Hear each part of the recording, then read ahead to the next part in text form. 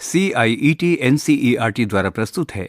NCERT की कक्षा 7 के लिए व्यावसायिक शिक्षा गतिविधि की ध्वनि पाठ्यपुस्तिका कौशल बोध। पृष्ठ संख्या 107 भाग 3 मानव सेवाओं में कार्य करना। इस पृष्ठ पर नीचे की तरफ एक चित्र दिया गया है जिसमें 2 छात्राएं और एक छात्र कहानी सुना रहे हैं और एक अन्य छात्रा कैमरे के द्वारा इस कहानी को रिकॉर्ड कर रही है। पृष्ठ संख्या 108 मानव सेवा से तात्पर्य मनुष्यों की सहायता करना और उनके साथ विभिन्न विधियों से संवाद स्थापित करना है।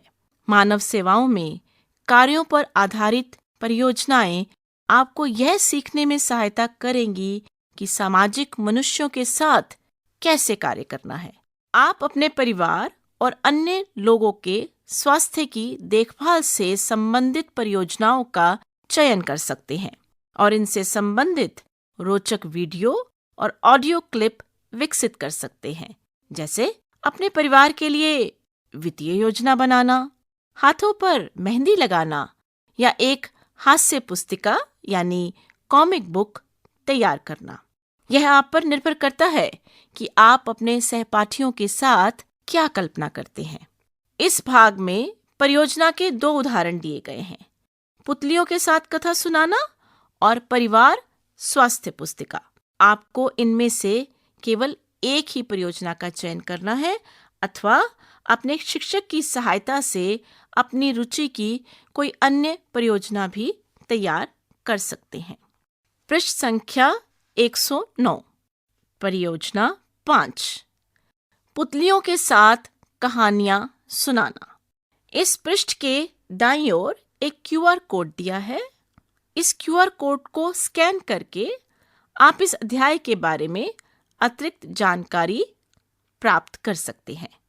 यह परियोजना पुतलियों के माध्यम से कथाएं सुनाने में आपकी सहायता करेगी।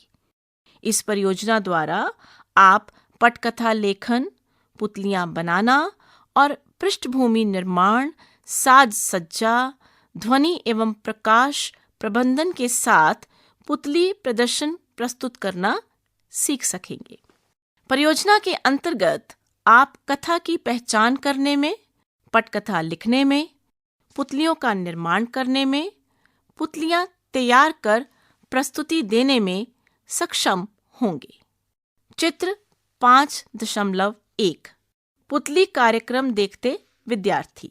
इस चित्र में एक छात्र व एक छात्रा पुतलियों का प्रदर्शन कर रहे हैं और कुछ बच्चे बहुत ही रोचकता से पुतली प्रदर्शन का आनंद ले रहे हैं। पृष्ठ संख्या 110 छोटे बड़े सभी लोगों को कथाएं सुनना रुचिकर लगता है। कथा सुनाना प्राचीन काल से ही प्रचलित है और समय के साथ कथा सुनाने के विभिन्न रूप भी प्रचलन में आए हैं। महाराष्ट्र के छत्रपति संभाजी नगर में अजंता की गुफाओं में 2री शताब्दी सामान्य संवत पूर्व और 5वीं शताब्दी सामान्य संवत के मध्य बनाई गई चित्रकलाएं कथा सुनाने का एक रूप हैं। वे जातक कथाओं को चित्रों के माध्यम से दर्शाती हैं। भारत में मौखिक रूप से कथा सुनाने की परंपरा रही है, जो अब तक बांग्ला में बाउल गीत, उर्दू में दास्तान गोई, विभिन्न भाषाओं में कथा, राजस्थान में कांवड़, केरल व कर्नाटक में यक्षगान एवं देश भर में रामलीला के माध्यम से जीवित है। कांवड़ को लकड़ी के मंदिर का उपयोग करते हुए सुनाया जाता है, जो कथा के साथ धीरे धीरे खुलता है। यक्षगान और रामलीला में संवादों के साथ साथ संगीत, मुखौटे एवं वेशभूषा का भी उपयोग किया जाता है। परंपरागत रूप से ये प्रस्तुतियां बिना किसी लिखित पटकथा के की जाती थी। चित्र 5.2 प्रकाश और पुतलियों की छाया के माध्यम से भारतीय प्राचीन महाकाव्यों की कथाओं की प्रस्तुतियां दी गई हैं। इस पृष्ठ के मध्य चित्र 5.2 दिया गया है, जिसके अंतर्गत प्रकाश और पुतलियों की छाया के माध्यम से भारतीय प्राचीन महाकाव्यों की कथाओं की प्रस्तुतियां हैं। समय के साथ साथ कथाएं सुनाने की पद्धतियां परिवर्तित होती रहती हैं। उदाहरण के लिए, आधुनिक समय में लेखन कथा कहने की एक लोकप्रिय विधि है। लेखन के साथ छायाचित्र, चलचित्र यानी सिनेमा, एनिमेशन जैसी अनेक विधियों का उपयोग कथा सुनाने के लिए किया जाता है। दुर्भाग्यवश कुछ पारंपरिक पद्धतियां वर्तमान में उतनी प्रचलन में नहीं है जितनी कुछ दशक पूर्व हुआ करती थी। कुछ व्यक्तियों को कथा सुनाने से अधिक इसकी आधुनिक पद्धतियां रुचिकर लगती हैं, परंतु कथा सुनाने के लिए पुतलियों का उपयोग करने की पद्धति वर्तमान में भी प्रचलित है, जैसा कि चित्र 5.1 और 5.2 में दिया गया है। पुतलियां मानवों या जीवों की आकृतियां होती हैं, जिन्हें पुतली कलाकार चलायमान बना सकता है। अतः स्वचालित गुड़िया को पुतली नहीं माना जाएगा। इसके साथ ही एक साधारण मोजा जिस पर आंख, नाक और मुंह बना हुआ हो तो उसे पुतली माना जाएगा, यदि उसे पुतली कलाकार की सहायता से चलाया जाए तो। पृष्ठ संख्या 111। पुतली कला एक ऐसी कला है जिसमें हाथों, डंडियों एवं डोरियों से पुतलियों को नचा नचाकर कथा सुनाई जाती है। संभवतः आपने कला शिक्षा में पुतलियों के संबंध में पूर्व में ही जानकारी प्राप्त कर ली होगी और भारत में उपयोग की जाने वाली विभिन्न प्रकार की पुतलियों के संबंध में भी सीखा होगा। पुतली कला का लाभ यह है कि आप एक या दो लोगों के साथ और कुछ पुतलियों के साथ भी प्रदर्शन कर सकते हैं। इन्हें सुगमता पूर्वक एक स्थान से दूसरे स्थान पर ले जाया जा सकता है और अनेक प्रकार की कथाएं सुनाने के लिए इनका उपयोग किया जा सकता है। पुतली प्रदर्शन का उपयोग उन संवेदनशील सामाजिक संदेशों को साझा करने के लिए भी किया जाता है जिन पर व्यक्ति खुलकर चर्चा करने में संकोच करते हैं, या यह ऐसे मनुष्यों को समाहित करने के लिए भी किया जाता है जिन्हें प्रायः एकांकी रहना रुचिकर लगता है। चूंकि इस विधि में पुतली के माध्यम से बातें कही जाती हैं, ना कि प्रत्यक्ष रूप से लोगों द्वारा, अतः दर्शक उन विषयों को सहजता से सुनते हैं और हंसते हैं जिनसे वे सामान्य रूप से क्रोधित या व्यथित हो सकते हैं। उदाहरण के लिए, पुतलियों का उपयोग नशे की लत पर, अंधविश्वास पर एवं समाज में प्रचलित अन्य बुराइयों पर चर्चा करने के लिए किया जाता है। इनका उपयोग अन्याय के विरोध में मनुष्यों को जागरूक और प्रेरित करने के लिए किया जाता है। क्या आप जानते हैं, वर्ष 2012 और 2014 के बीच पुरातत्वविदों ने राजस्थान के कर्णपुरा में स्थित सिंधु सरस्वती सभ्यता से संबंधित एक स्थल की खुदाई की जो चोटांग नदी के तट पर स्थित है। इस खुदाई में अनेक महत्वपूर्ण वस्तुएं प्राप्त हुई हैं। इनमें से एक कलाकृति ऐसी भी है जो बैल के सिर वाली पुतली के समान प्रतीत होती है। इस पृष्ठ के दाईं ओर चित्र 5.3 में सिर वाले बैल के समान पुतली के 4 चित्र दिए गए हैं। इस पृष्ठ के दाईं ओर चित्र 5.3 दिया गया है, जिसमें सिर वाले बैल के समान पुतली के 4 चित्र दिए गए हैं। यद्यपि इस मूर्ति का सिर अनुपस्थित है, पुरातत्वविदों ने यह देखा कि इसकी बनावट ऐसी है कि उस पर एक अलग से सिर जोड़ा जा सकता है। मूर्ति में 2 उथले खांचे भी बने हैं, जिनके माध्यम से एक डोरी डालकर सिर को हिलाया जा सकता है। इस परियोजना में आप विभिन्न प्रकार की पुतलियां बनाएंगे और उनका प्रदर्शन करेंगे। पृष्ठ संख्या 112। मैं क्या कर पाऊंगा या पाऊंगी। परियोजना कार्य करने के पश्चात आप दिए गए कार्यों को करने में सक्षम हो सकेंगे। 1. किसी कथा पर आधारित पटकथा लिखने में। 2. विभिन्न प्रकार की सामग्रियों का उपयोग करते हुए पुतलियां बनाने में। 3. कथा के अनुसार संगीत, ध्वनि, प्रकाश एवं ध्वनि के आरोह अवरोह यानी कि मॉड्यूलेशन का उपयोग करने में। 4. पुतली प्रदर्शन के माध्यम से कथा सुनाने में। मुझे किन वस्तुओं की आवश्यकता होगी? आपको दी गई वस्तुओं की आवश्यकता होगी। 1. पुतलियां बनाने के लिए चप्पल, चम्मच, टहनियाँ, पत्ते, भूसा, बांस, पुराने वस्त्र, सज्जा पट्टी यानी रिबन, सुईनुमा तार यानी फोक, टेनिस गेंद या कोई अन्य गेंद, रंग, ब्रश, पैलेट, कटर, कैंची, धागा, सुई, गोंद, टेप, लेखन योग्य सतह युक्त कागज पट्टी या कोई अन्य संबंधित उपलब्ध सामग्री। 2. पुतलियों को चलाने के लिए डोरी, झाड़ू की डंडी, चॉपस्टिक अथवा कोई अन्य सामग्री। 3. मंच तैयार करने के लिए रजताभ धातु यानी एल्यूमिनियम, गत्ता यानी कार्डबोर्ड, चित्रफलक यानी चार्ट या कोई अन्य संबंधित सामग्री या कोई अन्य संबंधित उपलब्ध सामग्री। 4.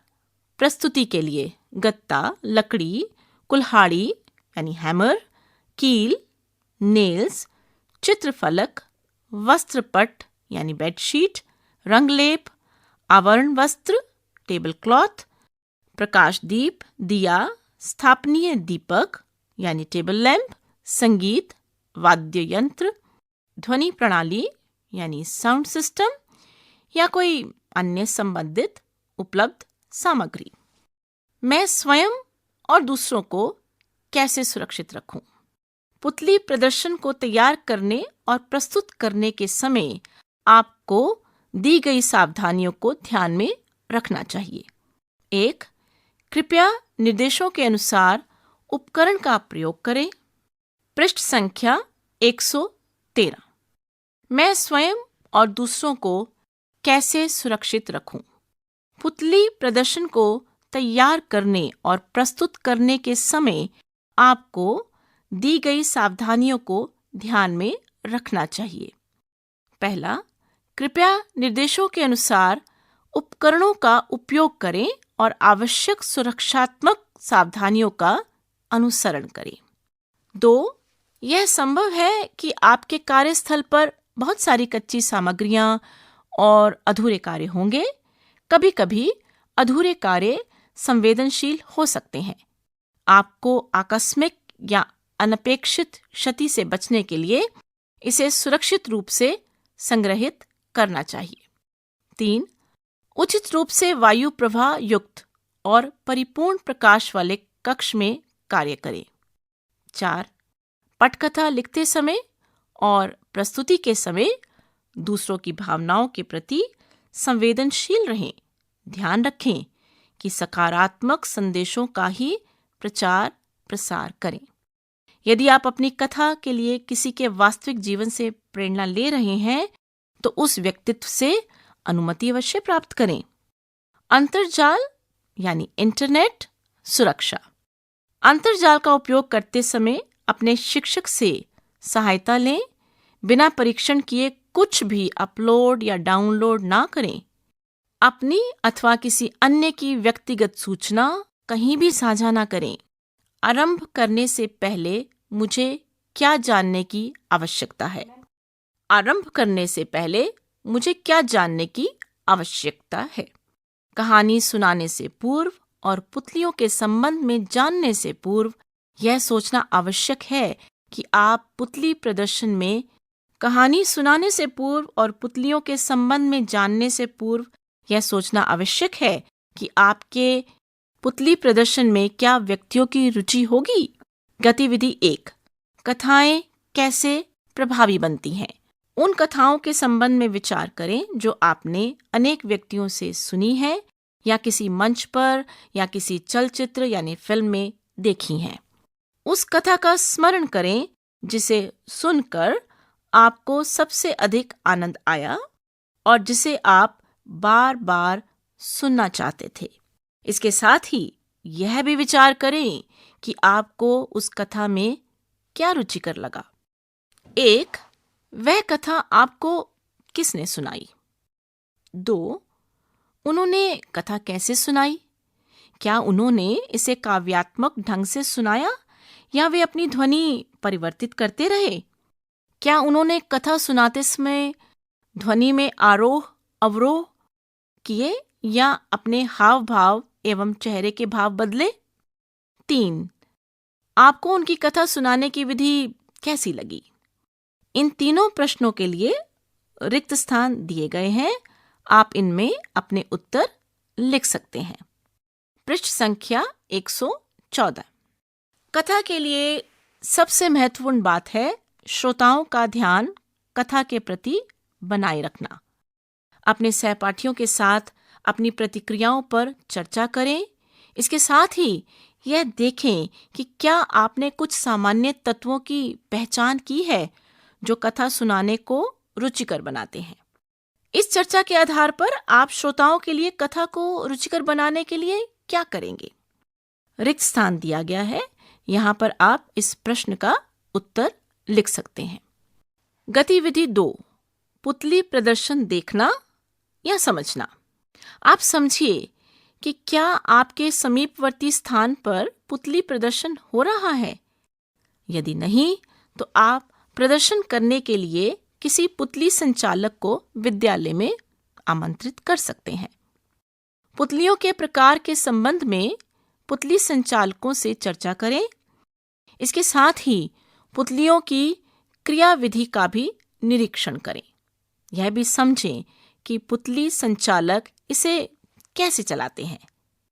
वे किसकी ओर देखते हैं, उनकी वेशभूषा, पुतलियों को पकड़ने की विधि और सबसे महत्वपूर्ण है कि उनकी ध्वनि का आरोह अवरोह क्या है। यदि यह प्रत्यक्ष प्रसारण है या अभिनेताओं के साथ नाटक या पुतली प्रदर्शन है, तो मंच की व्यवस्था, पृष्ठभूमि, ध्वनि व प्रकाश प्रबंधन का भी निरीक्षण करें। पुतली प्रदर्शन देखने के पश्चात कृपया दिए गए प्रश्नों के उत्तर दें। पहला, पुतली प्रदर्शन का नाम क्या था? आपने इसे कहाँ देखा? 2, प्रदर्शन में किस प्रकार की पुतलियों का उपयोग किया गया था, जैसे राजा, शेर, पक्षी। आपको क्या लगता है कि पुतलियां किन वस्तुओं से बनी थी? 3, पुतली संचालक क्या कर रहे थे? वे पुतलियों को कैसे चला रहे थे? क्या पुतली संचालक ने दर्शकों या पुतली के साथ वार्तालाप किया? यदि हाँ, तो कैसे? पुतली प्रदर्शन में सबसे रोचक दृश्य कौन सा था? आपको यह क्यों रोचक लगा? 5, क्या प्रदर्शन को रोचक बनाने के लिए ध्वनि, प्रकाश, पृष्ठभूमि या किन्हीं अन्य तत्वों का उपयोग किया गया था? इन सभी प्रश्नों के उत्तर लिखने के लिए रिक्त स्थान दिए गए हैं। आप इन प्रश्नों के उत्तर दिए गए स्थानों पर लिख सकते हैं। यदि आप पुतली प्रदर्शन का सीधा प्रसारण नहीं देख रहे हैं, तो आप पपेट शो जमा भाषा यानी अपने अनुसार किसी भाषा का चयन करें। पपेट शो जमा लैंग्वेज कीवर्ड का उपयोग करते हुए ऑनलाइन पुतली प्रदर्शन का वीडियो देख सकते हैं। पृष्ठ संख्या 116। मुझे क्या करना है? पुतली प्रदर्शन आयोजित करने की दिशा में पहला चरण कथा की पहचान करना और उसकी पटकथा लिखना है। एक बार जब यह कार्य हो जाए, तो आपको कथा के पात्रों के अनुसार पुतलियां बनानी होंगी और फिर पुतली प्रदर्शन की रूपरेखा तैयार करनी होगी। अंत में आपको मंच तैयार करते हुए प्रस्तुति देनी होगी। गतिविधि 3, कथा चयन या लेखन। पुतलियां बनाने से पूर्व आपको यह स्पष्ट कर लेना चाहिए कि आप कौन सी कथा प्रस्तुत करना चाहते हैं। पृष्ठ संख्या 116। आपको किस विषय पर पुतली बनानी है, इसके लिए आप विद्यालय पुस्तकालय में जाकर पुस्तकें पढ़ सकते हैं या किसी अन्य विषय में सीखी जानकारी का उपयोग कर सकते हैं। जैसे भाषा से संबंधित कोई कथा कविता, विज्ञान या सामाजिक विज्ञान की कोई ऐतिहासिक घटना। आप अपने दादाजी दादी द्वारा सुनाई गई कथा का भी चयन कर सकते हैं। वैकल्पिक रूप से आप सामाजिक मुद्दों जैसे स्वच्छ भारत, पोलियो टीकाकरण या नागरिकों के अधिकारों व कर्तव्यों पर आधारित पुतली प्रदर्शन तैयार करने के संबंध में भी विचार कर सकते हैं।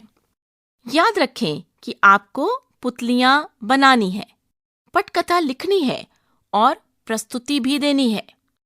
अतः आपकी कथा संक्षिप्त और सरल होनी चाहिए, परंतु उसमें कुछ नाटकीयता या क्रियाएं समावेशित होनी चाहिए। आपने कौन सी कथा का चयन किया है और क्यों?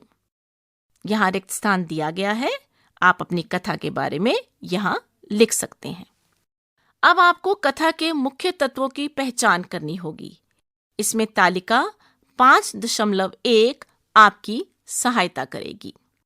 तालिका 5.1 चयनित कथा के मुख्य तत्व, प्रश्न, कथा पर आधारित उत्तर। इस पृष्ठ पर चयनित कथा के मुख्य तत्वों के लिए तालिका 5.1 दी गई है। इस तालिका को 2 भागों में विभाजित किया गया है, प्रश्न और कथा पर आधारित उत्तर। प्रश्न: यह कथा किस संबंध में है? इसका शीर्षक क्या है? कथा में कौन कौन से पात्र हैं? संक्षिप्त में वर्णन करें। कथा की पृष्ठभूमि क्या है? क्या कथा की पृष्ठभूमि समय के साथ परिवर्तित होती रहती है? कथानक क्या है, यानी प्लॉट। कथा की मुख्य घटनाओं का क्रमबद्ध विवरण लिखें। इस कथा का संदेश किस विषय पर केंद्रित है? इन सभी प्रश्नों के उत्तर देने के लिए इस तालिका में स्थान दिया गया है। आप इसमें अपने उत्तर लिख सकते हैं। पृष्ठ संख्या 117। गतिविधि 4, पुतली प्रदर्शन के लिए पटकथा लेखन कार्य। जब आप सीधा प्रसारण देखते हैं या समझते हैं, या कोई चलचित्र देखते हैं या समझते हैं, तो उसमें संवाद, दृश्यों में परिवर्तन, संगीत, अभिनय एवं अनेक अन्य बातें सम्मिलित होती हैं। यह केवल कथा सुनाने से कहीं अधिक है। किसी कथा को प्रस्तुति में बदलने के लिए पटकथा का उपयोग किया जाता है। पटकथा में दृश्यों का क्रम, संवादों एवं पात्रों की भावनाओं को चरणबद्ध प्रक्रिया से लिखा जाता है। इसमें प्रत्येक दृश्य के समय पुतली की स्थिति व गति जैसे सूक्ष्म पहलू भी समाहित होते हैं। पटकथा में संक्षिप्त गीत या कविताएं, प्रकाश व ध्वनि का प्रभाव आदि जैसे तत्वों का उल्लेख किया जाना चाहिए। बोलने की शैली भी स्पष्ट होनी चाहिए, जैसे सहज, अनौपचारिक, औपचारिक, आधिकारिक, विनम्र आदि, जो पात्र के अनुसार परिवर्तित की जा सकती है। ऐसी कथा का चयन करने का प्रयास करें जिसमें कम से कम 2 से 3 पात्र हों। कथा के अनुसार पात्र जैसे जीव, व्यक्ति, एलियन आदि हो सकते हैं। पटकथा लिखने की विधि को समझने में आपकी सहायता करने के लिए तालिका 5.2 में गोपाल और हिल्सा मछली नामक कथा का उदाहरण दिया गया है। यह कथा एक राजा के संबंध में है, जिसे सभा में हिल्सा मछली के संबंध में बात करना अच्छा नहीं लगता है। वह अपने सभासद गोपाल को चुनौती देता है कि एक बड़ी हिल्सा मछली खरीद कर लाओ और सुनिश्चित करो कि जब तुम उसे महल में लेकर आओ तो कोई उसके विषय में बात ना करे। गोपाल चुनौती स्वीकार करता है। वह अपनी आधी दाढ़ी मुंडवा लेता है और अपने शरीर पर राख लगा लेता है।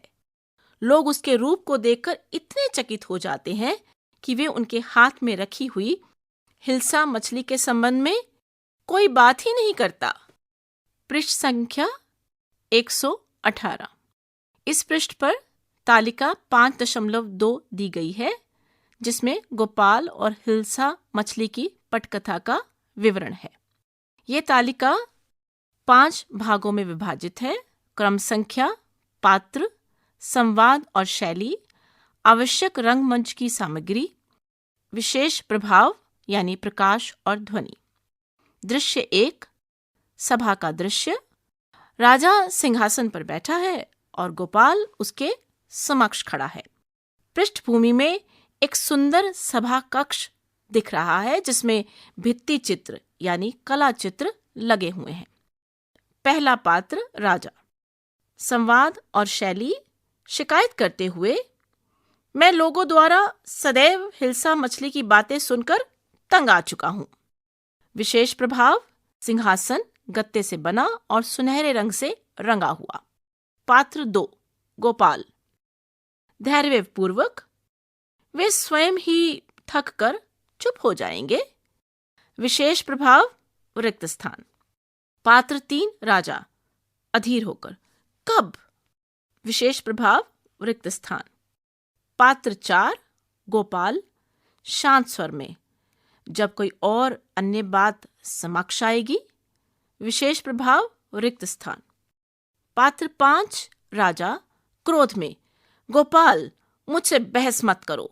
मैं तुम्हें चुनौती देता हूं कि तुम एक बड़ी हिल्सा मछली सभा में लाओ और कोई भी उसके संबंध में बात ना करे। विशेष प्रभाव, लकड़ी की सतह पर हाथ मारने की ध्वनि। 6, पात्र 6, गोपाल। झुककर, मैं आपकी यह चुनौती स्वीकार करता हूं महाराज। विशेष प्रभाव, तुरई की ध्वनि। खिलौना तुरई या किसी भी व्यक्ति द्वारा बनाई गई ध्वनि। इस तालिका के चौथे भाग में आप आवश्यक रंगमंच की सामग्री के बारे में लिखेंगे। दृश्य 2, विक्रय स्थल का दृश्य। पृष्ठभूमि में एक व्यस्त विक्रय स्थल यानी बाजार दर्शाया गया है जिसमें बहुत सारे लोग मंच की ओर देख रहे हैं। गोपाल ने अपनी आधी दाढ़ी मुंडवा ली है और शरीर पर राख मल ली है और उसके हाथ में एक बड़ी हिल्सा मछली है। शहर का एक अन्य व्यक्ति खड़ा है और उसे आश्चर्य से देख रहा है। पृष्ठ संख्या 119। कृपया ध्यान दें कि पुतलियों के अतिरिक्त अन्य वस्तुएं भी हैं जिनका उपयोग मंच पर किया जाता है। इस पृष्ठ के दाईं ओर चित्र 5.4 में गोपाल की पुतली का चित्र दिया गया है जो गोपाल और हिल्सा मछली कहानी का एक पात्र है।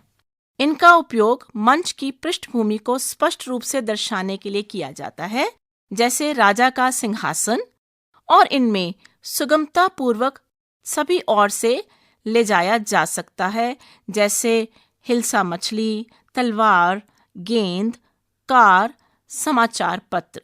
इनमें से कुछ वस्तुएं मंच पर स्थिर रूप से रखी जाती हैं, जबकि अन्य को डोरी या लकड़ी से जोड़कर सभी ओर घुमाया जा सकता है।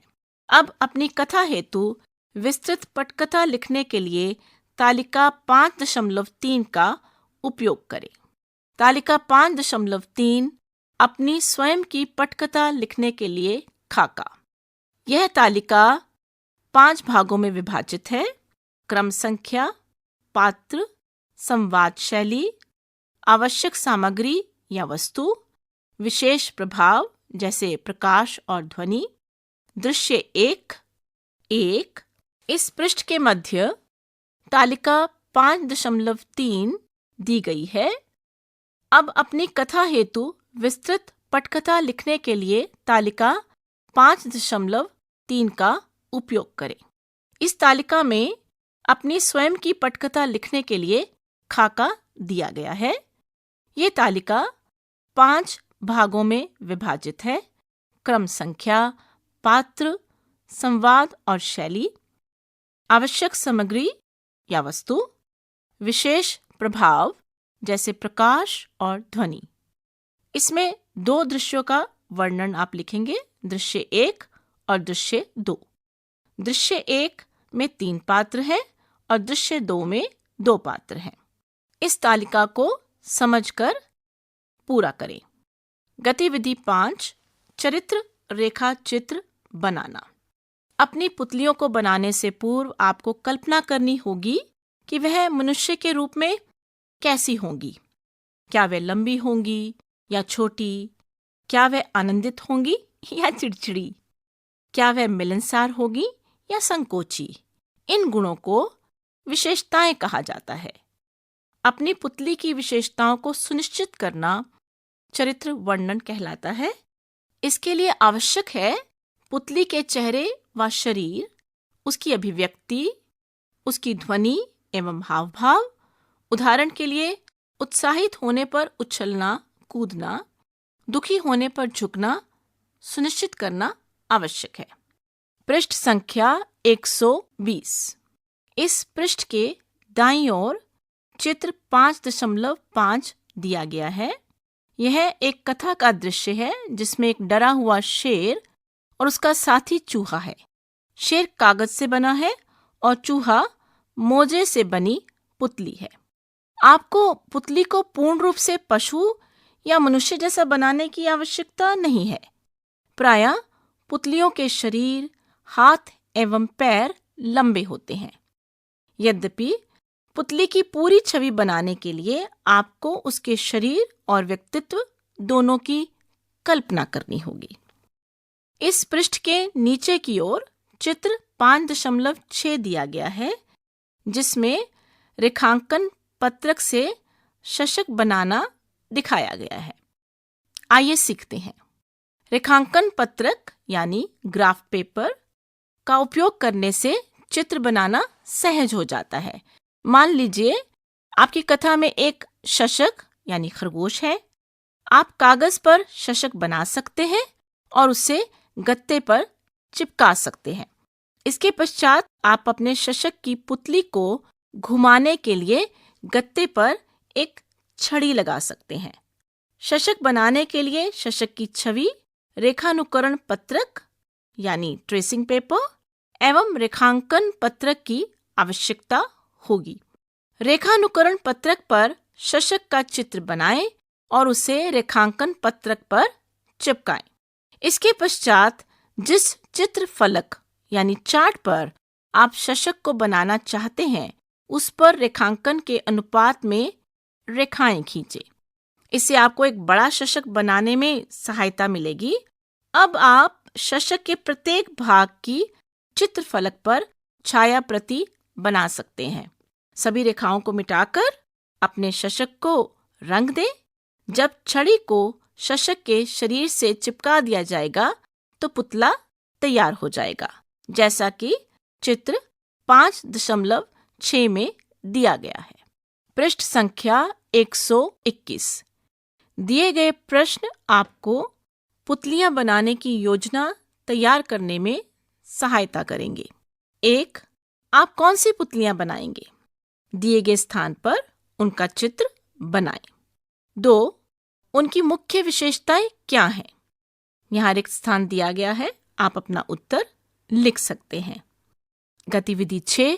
पुतलियां बनाना।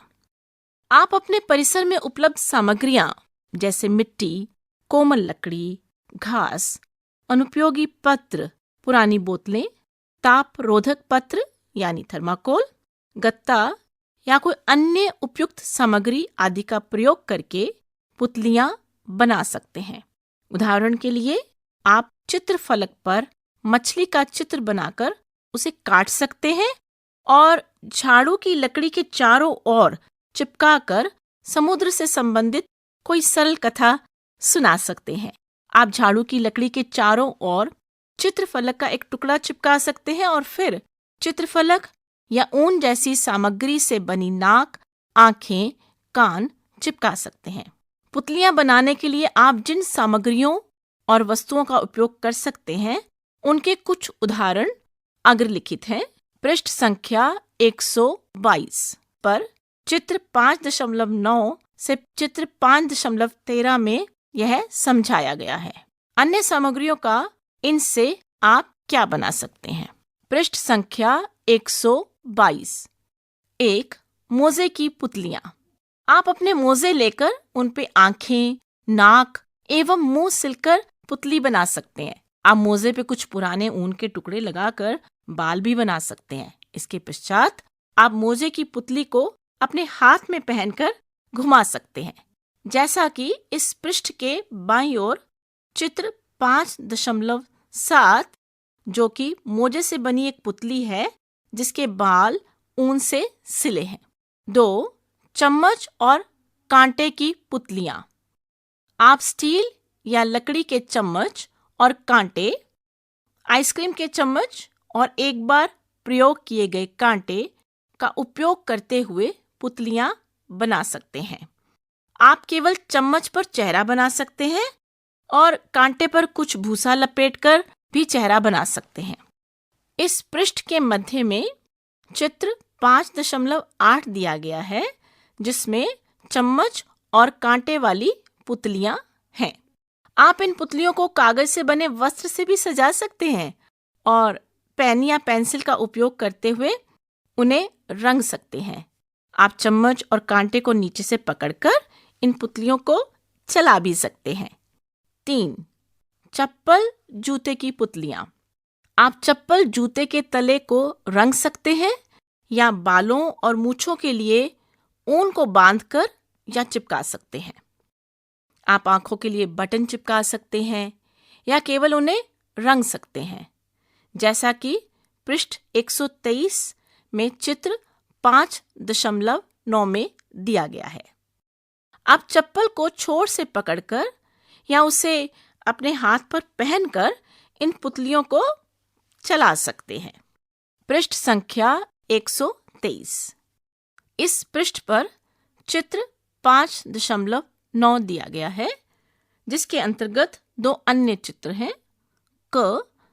चप्पल जूते की पुतली, जिसमें तलवे पर चेहरा चित्रित किया गया है। ख. चप्पल की पुतली, जिसकी आंखें खाक से बनी हैं एवं बाल और मूछें ऊन से बनाई गई हैं तथा जिन्हें गोंद से चिपकाया गया है। 4. गेंद की पुतली। आप गेंदों से चेहरे बना सकते हैं। झाड़ू की एक लकड़ी को गेंद के निचले भाग में डालें, जिससे आप उसे हिला सकें। आप गेंद पर पुतली का चेहरा बना सकते हैं या नाक और कान के समान दिखने वाले कागज के टुकड़े काटकर गेंद के छोरों पर चिपका सकते हैं। इस पृष्ठ पर चित्र 5.10 दिया गया है, जिसमें गेंद से पुतली बनाना दिखाया गया है। गेंद की पुतली बनाने के लिए इसमें कागज से बनी नाक और आंखें चिपकाई जाती हैं और फिर उन्हें रंगा जाता है। गेंद को हिलाने के लिए इसमें झाड़ू की लकड़ी डाली जाती है। 5. सब्जियों की पुतली। आप आलू और दंत छड़ यानी टूथपिक जैसी सब्जियों का उपयोग करते हुए भी पुतली बना सकते हैं। आप नाक, मुंह, आंख बनाने के लिए मूली और गाजर जैसी अन्य सब्जियों का उपयोग कर सकते हैं, जैसा कि इस पृष्ठ के दाईं ओर चित्र 5.11 में दिया गया है। आलू और डंडियों से बनी पुतली। आप इन पुतलियों को डंडियों का उपयोग करते हुए घुमा सकते हैं। पृष्ठ संख्या 124। 6. पत्तों की पुतलियां। आप पत्तों से भी पुतलियां बना सकते हैं। ये सूखे पत्ते हो सकते हैं या हरे पत्ते जो सहजता से नहीं टूटते। यदि आप हरे पत्तों का उपयोग कर रहे हैं तो आप हाथों और बाहों को बनाने के लिए जुड़ी हुई टहनियों का उपयोग कर सकते हैं, जैसा कि इस पृष्ठ पर चित्र 5.12 में दिया गया है। आप इन पुतलियों को पकड़कर जहां चाहें वहां ले जा सकते हैं। चित्र 5.12, जिसके अंतर्गत 2 अन्य चित्र हैं। क. पत्तों और तनों से बनी पुतली और ख. सूखे पत्तों से बनी पुतली। 7. गत्ते की पुतलियां। आप अनुपयोगी गत्ते से भी पुतलियां बना सकते हैं। इसको इस पृष्ठ में चित्र 5.13 में दिया गया है। शरीर के अतिरिक्त आप आंखें, नाक, मुंह एवं मूंछों जैसी आकृतियां काटकर और चिपकाकर बना सकते हैं। चित्र 5.13 में दो अन्य चित्र हैं जिसमें अनुपयोगी गत्ते से बनी पुतलियां बनाने के लिए इसमें आंखें, नाक, मुंह, कान, बाल काटकर शरीर पर चिपकाए गए हैं। पुतली को हिलाने के लिए झाड़ू की अनेक तीलियों को परस्पर जोड़कर गत्ते के आंतरिक भाग में स्थापित किया गया है। पृष्ठ संख्या 125। 8. पुतली का सिर बनाना। आप सिर और वेशभूषा वाली पुतली बनाने का प्रयास कर सकते हैं। चित्र 5.14 में दिया गया है कि आप सिर कैसे बना सकते हैं। आप चित्र के अनुसार सामग्री एकत्रित करें और प्रारंभ करें। चित्र 5.14 इसमें गेंद से पुतली बनाना सिखाया गया है। इस चित्र में 9 चरण हैं। सामग्री: टहनियाँ, ट्विग्स, भूसा, समाचार पत्र, धागा, वस्त्र एवं जल गोंद का घोल। सामग्री के चित्र यहाँ दिए गए हैं। चरण 1, 2 छोटी टहनियाँ लें और उन्हें योग के चिन्ह में बांधें। चरण 2, तिनका या भूसा लें, जो भी उपलब्ध हो, और एक गेंद बनाएं। इसे गोल या अंडाकार बनाने के लिए एक योग के चिन्ह यानी जमा के चारों ओर एक धागे से बांधें। वैकल्पिक रूप से यदि आपको तिनका या भूसा नहीं प्राप्त होता है तो आप समाचार पत्र का उपयोग कर सकते हैं। चरण 3, गेंद के चारों ओर समाचार पत्र लपेटें। चरण 4, जैसा कि चित्र दिया गया है, अब एक कटोरी में थोड़ा जल लें और उसमें गोंद डालें 3 और 1 के अनुपात में। 3 अनुपात जल के और 1 अनुपात गोंद का। इसे अच्छे से मिलाएं और एक और रख दें। चरण 5, कागज के टुकड़ों को छोटे छोटे टुकड़ों में फाड़ लें। चरण 6, कागज का एक फटा हुआ टुकड़ा लें, इसे जल गोंद के घोल में डुबोएं और इसे गोल गेंद पर चिपकाएं। चरण 3 से इस प्रक्रिया को तब तक जारी रखें जब तक कि पूरी सतह जल गोंद के घोल में डूबे हुए कागज से ढक ना जाए। चरण 7, गोंद को सूखने दें। चरण 8, समाचार पत्र या अन्य सामग्री का उपयोग करते हुए सिर पर नाक और आंखें जोड़ें। चरण 9, इसमें दिया गया है सिर में रंग भरें। इन सभी चरणों को चित्रों के माध्यम से भी समझाया गया है। पृष्ठ संख्या 126। ऑनलाइन संसाधनों से सीखना। आप पेपियर मैशे से सिर भी बना सकते हैं। आप how to make papier mache keyword का उपयोग करते हुए पेपियर मैशे बनाना ऑनलाइन भी सीख सकते हैं, जैसा कि यहाँ पर चित्र 5.15 में दिया गया है। पेपियर मैशे से निर्मित सिर, चेहरे को रंगना।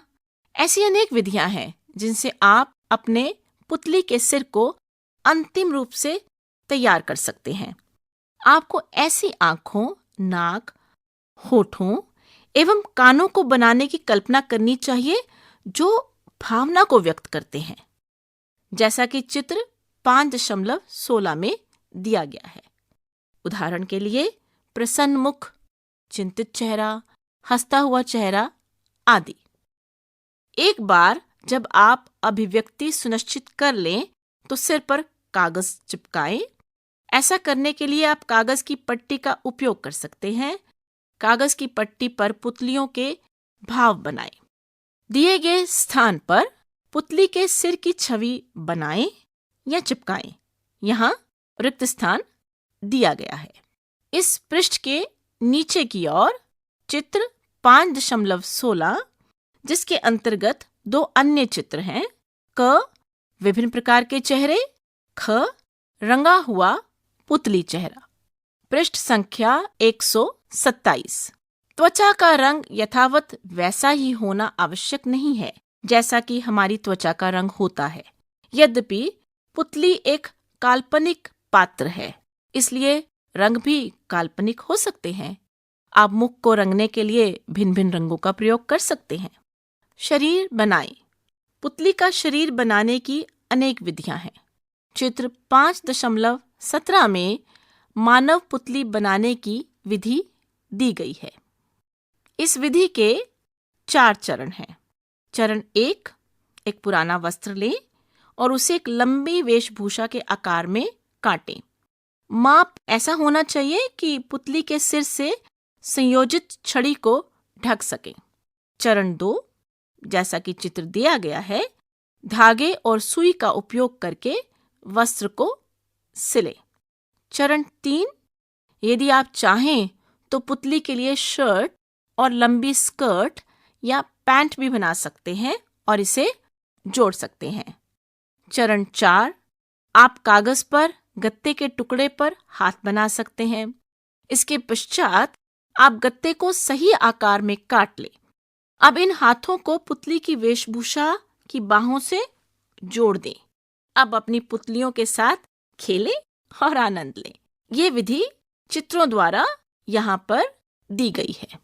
पृष्ठ 128। आप भिन्न भिन्न प्रकार से वस्त्रों से जितनी चाहें उतनी पुतलियां बना सकते हैं। यहाँ चित्र 5.18 में प्रदर्शन के लिए तैयार पुतलियां दी गई हैं। संचालन। प्रस्तुति करते समय पुतलियों की गतिविधि कथा को जीवंत बना देगी। आपको पुतली को गतिमान बनाने के लिए रचनात्मक बनाना होगा। उदाहरण के लिए, आप पुतली की गर्दन के पीछे या उसके हाथों में डोरी बांध सकते हैं। आप अपने हाथों से उसका जबड़ा खोलकर उसे हंसा सकते हैं। आप उसके शरीर से संयोजित छड़ी का उपयोग करते हुए उसे उड़ा सकते हैं तथा पुतली को अपने हाथ पर पहन सकते हैं, जैसा कि दाईं ओर चित्र 5.19 में दिया गया है। छड़ियों का उपयोग करते हुए पुतलियों को हिलाना। इस पृष्ठ के नीचे की ओर चित्र 5.20 दिया गया है, जिसके अंतर्गत 2 भाग हैं, क और ख। इसमें समझाया गया है कि डोरी से संचालित पुतलियों के भाग परस्पर संयोजित होते हैं, जिससे वे गतिशील रह सके। पृष्ठ संख्या 129। आप अपनी पुतली को कैसे चलाएंगे? नीचे रिक्त स्थान दिया है, यहाँ पर आप अपना उत्तर लिख सकते हैं। पटकथा के अनुसार आपको पुतली के चेहरे के हाव भाव में परिवर्तन करने की आवश्यकता हो सकती है, जैसे आनंदपूर्ण मुख, चिंतित मुख, उदास मुख, या उसके शरीर की स्थिति, जैसे खड़ा हुआ बाघ, लेटा हुआ बाघ। यह संभव है कि यदि प्रत्येक चरित्र के लिए भिन्न भिन्न हाव भाव और स्थिति वाली 1 से अधिक पुतलियां बनाई जाएं। अपनी पुतलियों को अंतिम रूप देना। आपने विभिन्न प्रकार की पुतलियों का प्रदर्शन किया है। अब प्रदर्शन के लिए पुतलियां बनाने की दिशा में कार्य करना आरंभ करें। कृपया तालिका 5.4 भरें, जिससे आपको अपनी पुतलियों को बनाने की योजना में सहायता मिलेगी। अपनी पुतलियों के संबंध में विवरण संयोजित करने हेतु आपकी सहायता करने के लिए तालिका में एक उदाहरण दिया गया है। तालिका 5.4 अपनी पुतलियों की योजना बनाना। यह तालिका 5 भागों में विभाजित है। भाग 1, पुतलियों के प्रकार, जैसे मानव या जीव और उनके नाम। गेंद से बने 2 मानव, सिर, जिनके नाम राजेश और गीता हैं। भाग 2, आपने कौन सी सामग्रियों का उपयोग किया? गेंद, झाड़ू की डंडी, स्केच पेन। भाग 3, आपने क्या किया?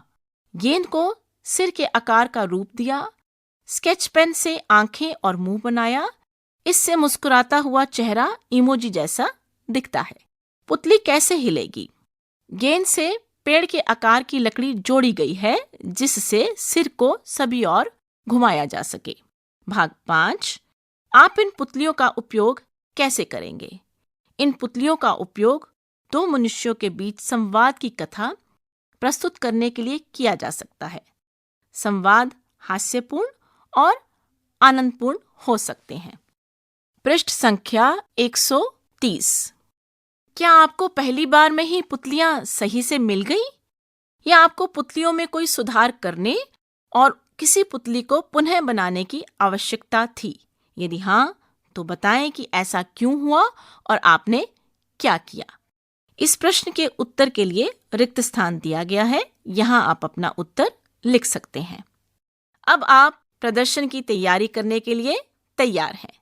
गतिविधि 7, पुतली प्रदर्शन। अब आप पुतलियों के साथ अभ्यास आरंभ कर सकते हैं। सुनिश्चित करें कि उत्कृष्ट प्रदर्शन के लिए प्रत्येक को अपने उत्तरदायित्व के संबंध में स्पष्ट रूप से ज्ञात होना चाहिए। आप में से कुछ पुतली संचालक भी हो सकते हैं, कुछ अन्य प्रकाश और ध्वनि प्रभाव यानी लाइट एंड साउंड इफेक्ट दे सकते हैं और कुछ दृश्यों के परिवर्तन के अनुसार पृष्ठभूमि को परिवर्तित करने का कार्य कर सकते हैं। आपकी कथा के आधार पर कुछ अन्य कार्य भी आवश्यक हो सकते हैं। उत्कृष्ट पुतली प्रदर्शन के लिए निम्नलिखित तत्वों का होना बहुत महत्वपूर्ण है। आपकी कथा के आधार पर कुछ अन्य कार्य भी आवश्यक हो सकते हैं।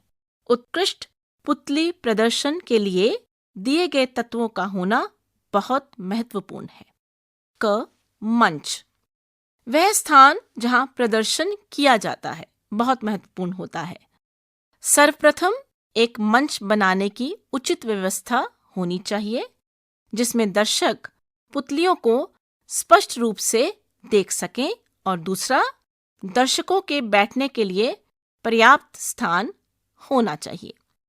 इसके साथ साथ मंच को व्यवस्थित करने हेतु भिन्न भिन्न विधियां भी यहाँ दी गई हैं, जैसा कि चित्र 5.21 से 5.23 तक दिया गया है।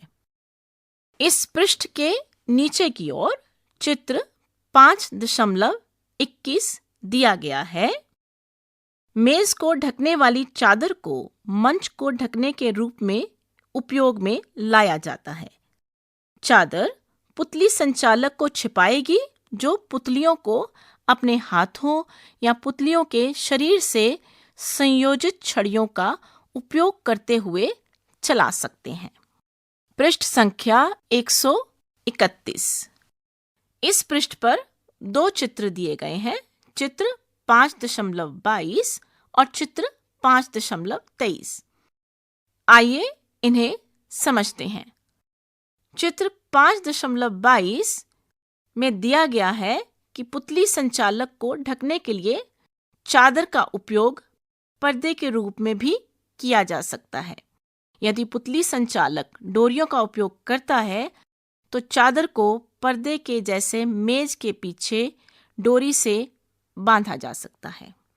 चित्र 5.23 में दिया गया है कि पुतली प्रदर्शन के लिए मंच के रूप में उपयोग किया जाने वाला ढांचा यानी फ्रेम, यह ढांचा आदर्श रूप से आयताकार होना चाहिए। यह ढांचा आदर्श रूप से आयताकार होना चाहिए। जैसे थिएटर में चलचित्र देखते समय इसे भिन्न भिन्न सामग्रियों से बनाया जा सकता है, परंतु ध्यान रहे कि खिड़की का आकार इतना बड़ा हो कि पुतलियां और उनकी गतिविधियां स्पष्ट रूप से दिखाई दें।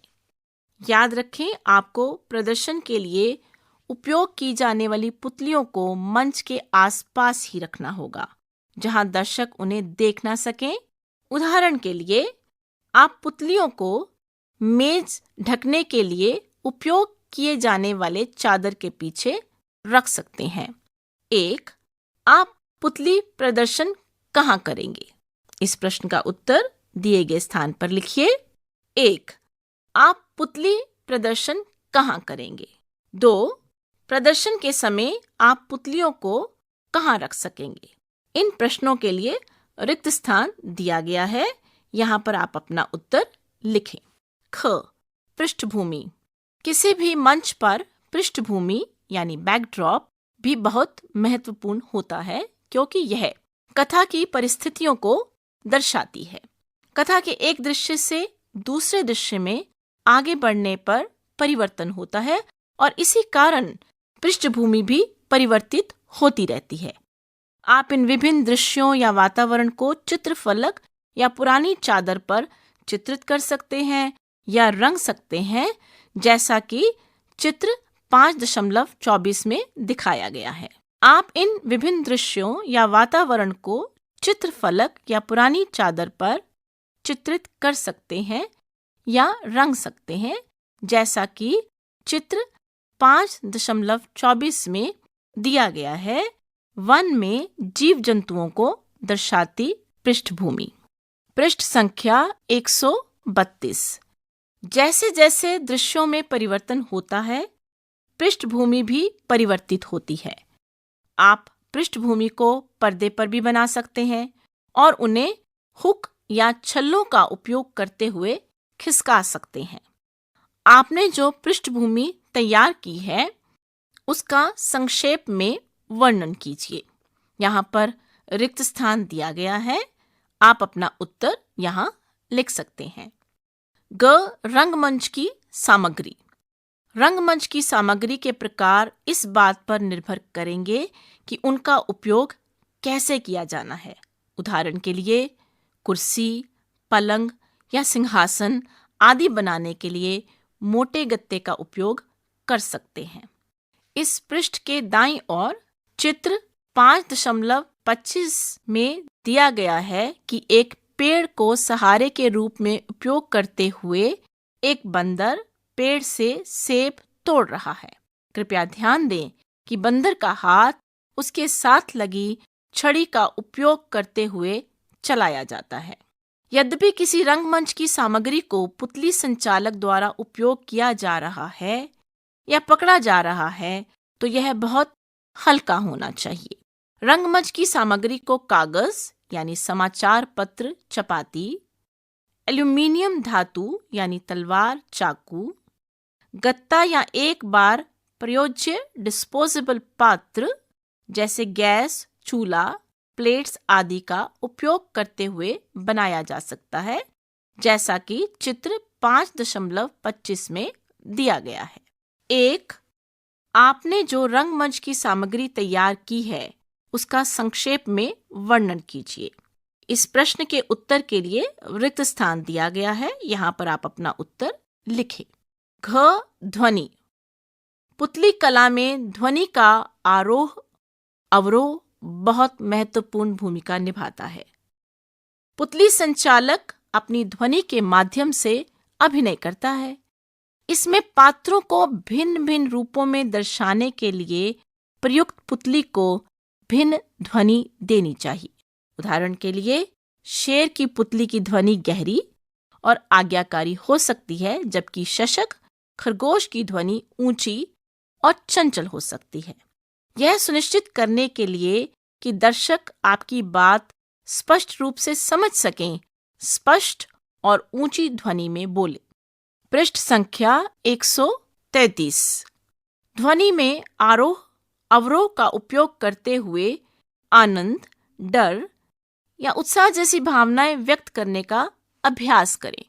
उदाहरण के लिए पीछा करने वाले दृश्य के समय भयभीत ध्वनि से बात करें या रहस्यपूर्ण दृश्य के समय फुसफुसा कर बात करें।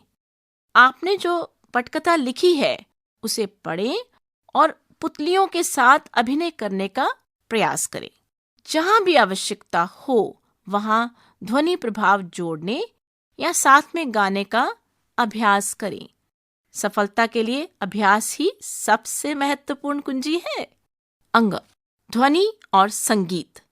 पटकथा के आधार पर आपको पुतली प्रदर्शन में भिन्न भिन्न प्रकार की ध्वनियां रखनी चाहिए, जैसे पृष्ठभूमि संगीत या ध्वनि प्रभाव, जैसे वर्षा से पूर्व बादलों का गरजना।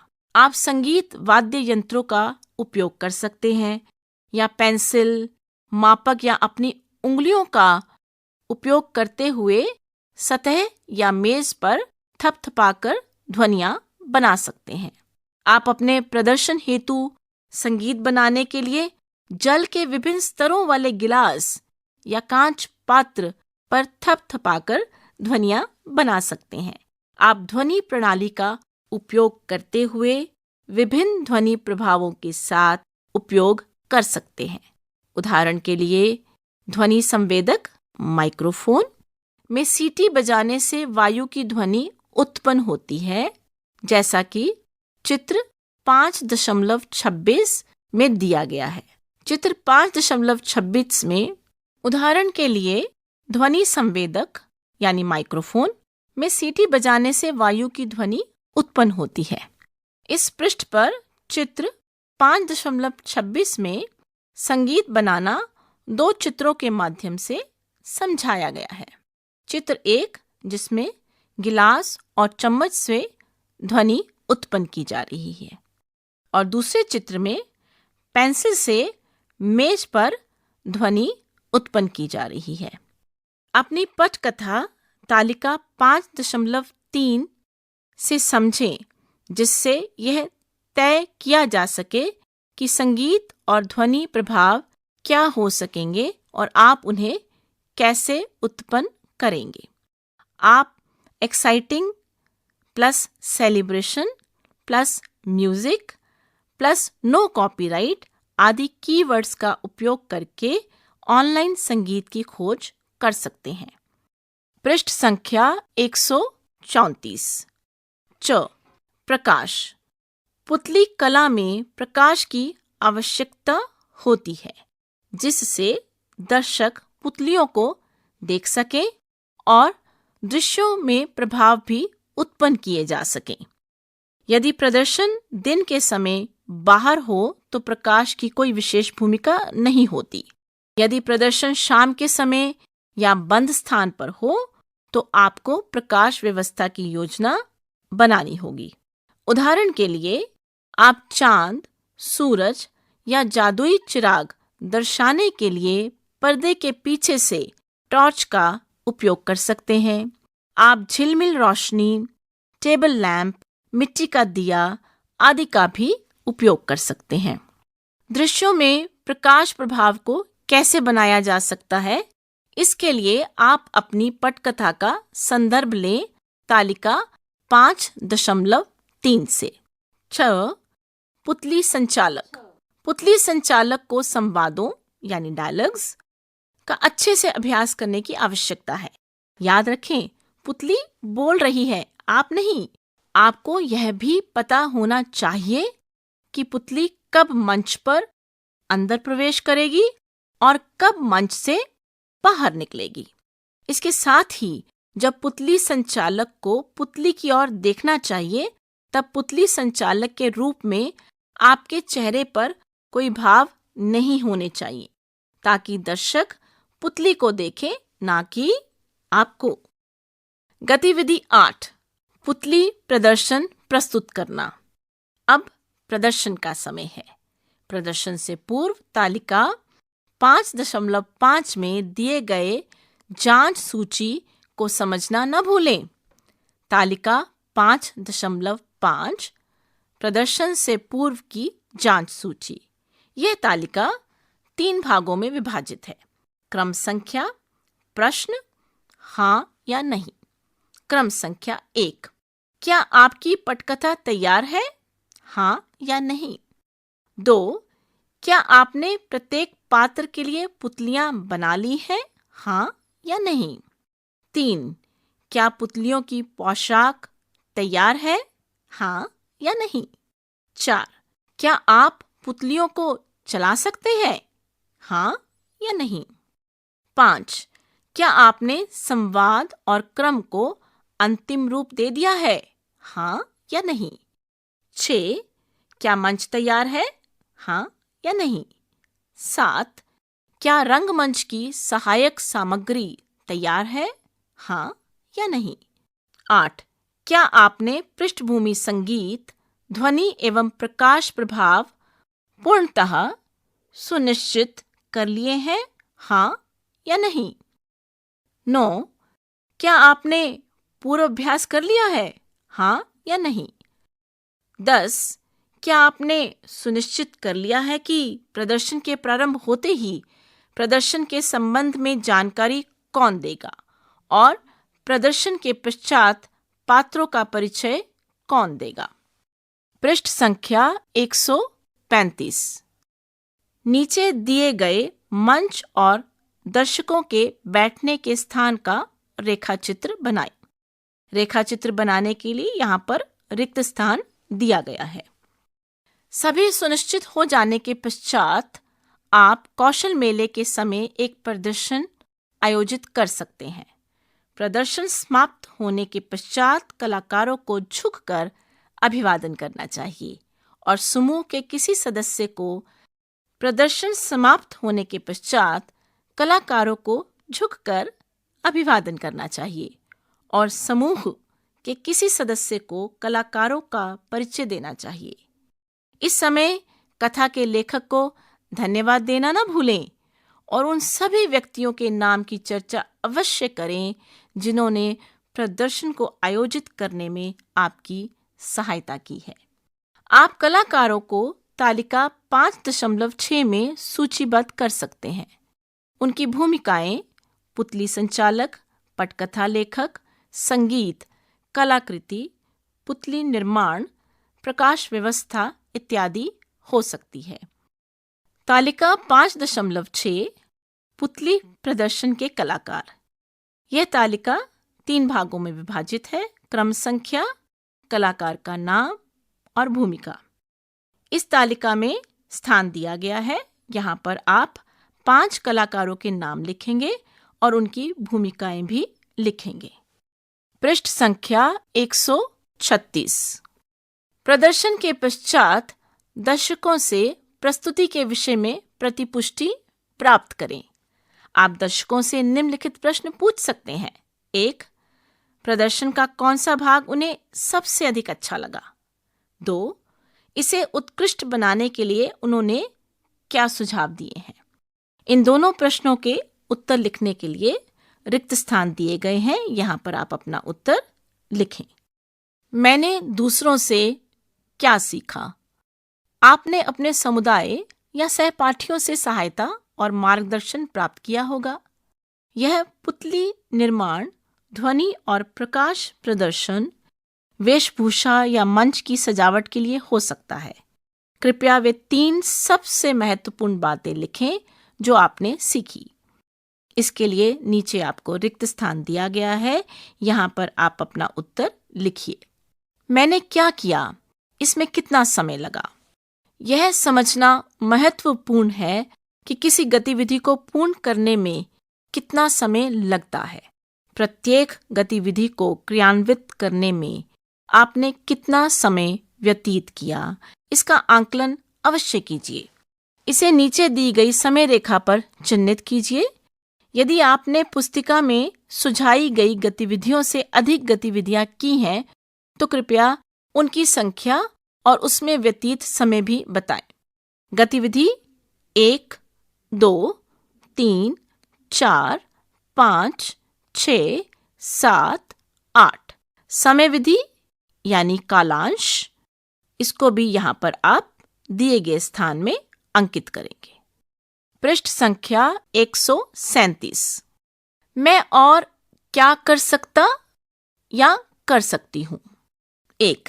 अपनी पुतलियों में अधिक गतिशीलता समाहित करें। आप प्रदर्शन की आवश्यकताओं के अनुसार हाथों, पैरों या गर्दन को हिला डुला सकते हैं। 2. प्रकाश दर्पण और परावर्तन यानी रिफ्लेक्शन का उपयोग करते हुए प्रभाव देने का प्रयास करें। 3. क्या आप एनिमेशन बनाने के लिए पुतलियों और संगणक सॉफ्टवेयर का उपयोग कर सकते हैं? संकेत: आप पत्र छेदन यानी पेपर कटआउट्स आकृतियां तैयार करते हुए। संकेत: आप पत्र छेदन यानी पेपर कटआउट्स आकृतियां तैयार करते हुए अवरुद्ध गति अनुप्रयोग अर्थात। संकेत: आप पत्र छेदन, पेपर कटआउट्स आकृतियां तैयार करते हुए अवरुद्ध गति अनुप्रयोग यानी स्टॉप मोशन एप्लीकेशन की सहायता से उनमें गति उत्पन्न कर सकते हैं। सोचिए और उत्तर दीजिए। 1. दी गई गतिविधियों को करने में आपको क्या आनंद आया? 2. आपको किन चुनौतियों का सामना करना पड़ा? 3. अगली बार आप क्या भिन्न करेंगे? 4. अपनी पटकथा और पुतली प्रदर्शन की तुलना किसी चलचित्र, टीवी प्रदर्शन, कार्टून एनिमेशन या कोई अन्य प्रस्तुति से करें। इनमें क्या समानताएं और भिन्नताएं हैं? 5. आपके द्वारा किए गए कार्य से संबंधित रोजगार अवसर के कुछ उदाहरण बताएं। यथा पटकथा लेखन, पुतली निर्माता, वेशभूषा, अभिकल्पक यानी कॉस्ट्यूम डिजाइनर, ध्वनि आरोह अवरोह, प्रकाश और ध्वनि तकनीशियन आदि। अपने आसपास देखें, व्यक्तियों से बात करें और अपना उत्तर लिखें। इसके साथ ही यहाँ पर अध्याय 5 समाप्त हुआ।